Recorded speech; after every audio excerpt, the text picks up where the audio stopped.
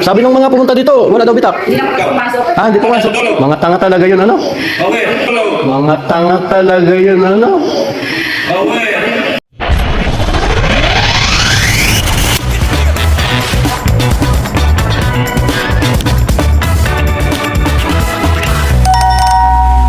At yun nga po mga kalingap, napanood naman po natin yung live ni Viancy at pinakita nga po niya yung mga bitak-bitak doon sa kanilang bahay. Kahit po si Red Zane, si Dr. Love ay vinlog yung bahay ni Viancy at ipinakita nga po yung bitak-bitak doon sa bahay dahil nga po sa nangyaring lindol nung nakaraang araw. Para po sa akin mga kalingap ay pinapakita po nila at sinabi nila na maraming bitak-bitak yung bahay para ipakita or iparating kay Nakalinga Prab at kay Kuya Val na yun nga pong ginawang bahay ni Supermac ay hindi maayos o hindi maganda yung pagkakagawa. Ito po ay para sa akin. No, kung atin nga pong i-analyze na mabuti, ganito yung gusto nilang iparating na hindi maganda o hindi maayos yung pundasyon ng pagkakagawa ng bahay. So, ano pong gagawin? Gayon nga pong maraming bitak-bitak. Kung sila ay nasa Kalingap pa, kung beneficiary pa rin si Viancy ni Kalingap Prab, sigurado naman po tayo at kilala po natin si Kuya Val at si Kalingap Prab. Pag po may mga ganitong problema ay ginagawa naman nila ng paraan. Pero dahil nga po wala na sila sa Kalingap, ay paano pong gagawin? No?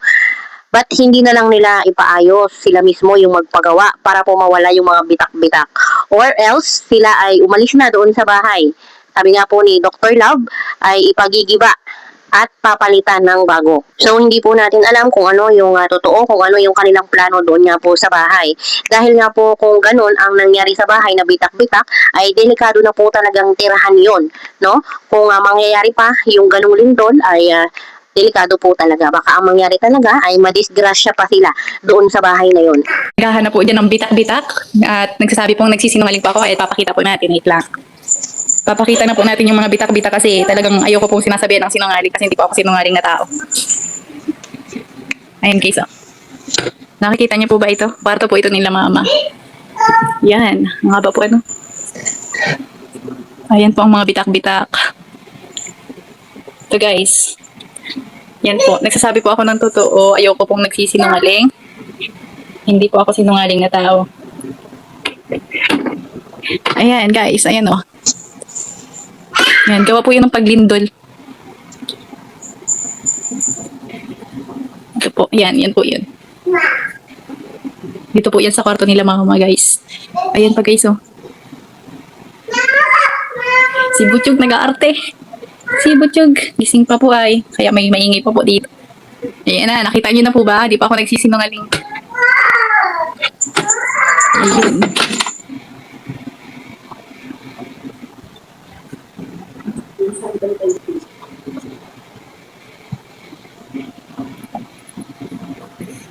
Ayun po, ayan. Ayan po. Grabe nga po yung kaba po ni mama ay. Nervyosa pa naman po si mama. Ano po yun? Ito nga po kinakatakot ko dito. Isa po sa kinakatakot ko kasi parang matitikal na po itong sa ano dito. Ito po, yan. Medyo buka na po yan dyan sa may anong yan, chandelier. Grabe ang dami. Hindi lang po yun sa kape. So kahit po dun sa banda sa may ano ko, parto po yung sa labas. Ayan. Sa mga naghahanap po dyan ng bitak-bitak, ayan po.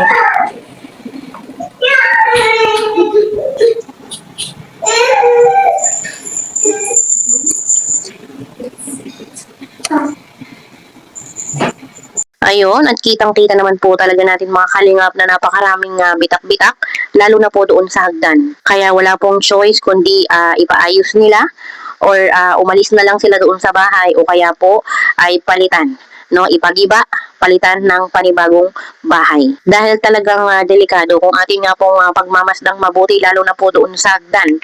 Pag nagkataon na nagkalindulan po uli ay talagang mas lalo pong delikado po talaga. No, napakarami pong bitak-bitak. Kaya po dapat ay agapan na nila o kaya ipagawa nila. No, nandiyan naman po si Dr. Love, marami naman pong mga sponsor na nagmamahal sa kanila, di ipaayos po nila. Kahit po sabihin nila na hindi maganda o maayos yung pagkakagawa o gusto po nilang iparating kay Nakalinga Prab na hindi maganda yung pagkakagawa ni Supermac, ay ano pong gagawin? Tapos na, naitayo na yung bahay. Kaya po, wala pong choice kundi ipaayos nila. Kung sana ay beneficiary pa rin si Kabiansi ni Kalinga Prab, ay sigurado po tayo gagawan agad yan ng paraan ni Kuya Bal at ni Kalinga Prab. At bukod nga po dito mga Kalingap, ay nagbanggit po si Red Zane ng hindi maganda at sinabihan nga pong mga tanga. Ito nga pong K-Boys. Kung atin nga pong papanoorin yung pong nakaraan na nagpunta po yung mga K-Boys na padaan doon sa bahay ni Bianci at nasabi nga po na wala naman daw pong bitak-bitak.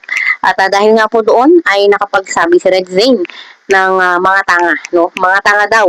At hindi naman daw po nakita at hindi pinasok yung loob. Eh di sana daw nga po ay nakita yung napakaraming bitak-bitak doon nga po sa loob ng bahay. Masakit din yung salita na sabihan ka ng tanga, mga tanga daw. Pero syempre, no? Parang wala nang pinagsamahan kung makapagsalita ng ganun. Mga tanga daw po. Talagang hindi matatapos ang hidwaan ng magkabilang panig kung parati po na ganyan, no? Lumalabas ay hindi magaganda sa mga bibig. Sana ay nag-iisip ng mga magagandang salita, nagbibitaw ng maayos na salita at hindi po ganito na sasabihan yung kabila na tanga, mga tanga.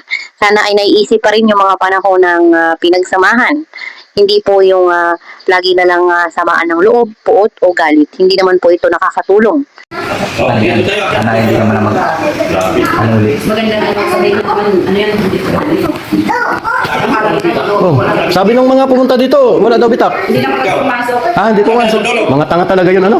Okay. Kami sa labas. Ito ano, malala, ano? Dok, ito ang pinakamalala, ano?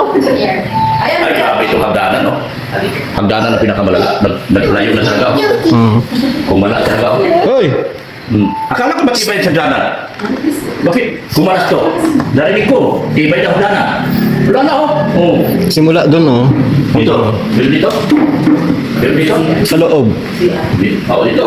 Pesos, kasos. Oh. Ang kisabi nila, kulit nila. Ano ba yung pakinggan niya kisabi nila?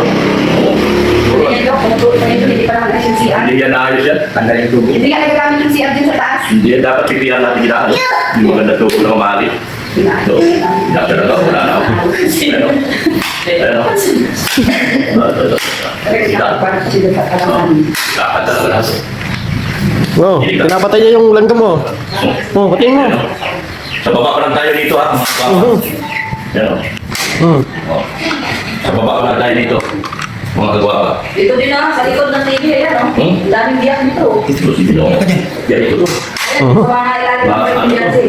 Kaya nagkaganito, yung pundasyon nito, problema, mababa o saka walang beef. Hindi lang sa amin, hindi gumalaw. Yung upuan lang ang gumalaw, yung nakakong yung upuan ko, gumaganda din na. Sumasayaw-sayaw. O, di ba? O? Namimiss ko talaga ang vlog. Buti mo yan kanina. Grabe ito. Ito, ano masakit na dito? Ayaw na siya umuwi eh. Wala, buong bahay ko to. Wala na to. Patsik na to sa engineer. Dito sa likod na Nakapanap ito. Patsik na to sa engineer. Sige. Oh, okay, dance. Dance. Paano mag-pray? Pray mo na. Ay, Pray mo na. paano yan? Pray. Para- Pray, pray. Pray na. Pray na. Pray. Mag-ano? Pray na. Pray. Sige, pray. Pray na. Pray. Sa pray na. Tingnan natin yung kwarto. Dami sa mga kwarto. Bilang anak sa lalaki. Sa mga lalaki.